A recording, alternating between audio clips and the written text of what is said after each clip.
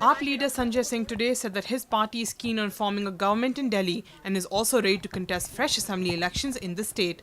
Singh said he is sure that his party will win again in the national capital and will be able to correct its mistake that it made by stepping down from governance within 49 days of forming the government. He added the BJP and the Congress do not want fresh polls. Singh said the Congress and the BJP are afraid of losing the polls and henceforth do not want fresh assembly elections to be held in Delhi. He added the AAP wants to serve the people of Delhi.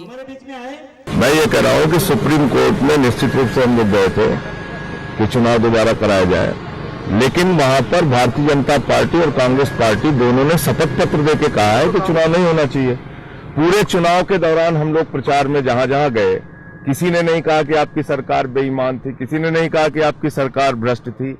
सबको एक ही बात की शिकायत थी कि आप लोग 49 दिन में सरकार छोड़ के क्यों चले गए, जिसकी गलती हम लोगों को महसूस हुई और चुनाव के दौरान ही अरविंद केजरीवाल जी ने माना कि वो हमारा निर्णय गलत था और उसके बारे में पुनर्विचार चल रहा है पार्टी के अंदर।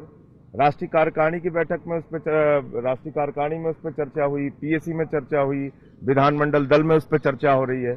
अंतिम रूप से कोई निर्णय हो जाएगा तो आपको बताते हैं। Powered by NNIS.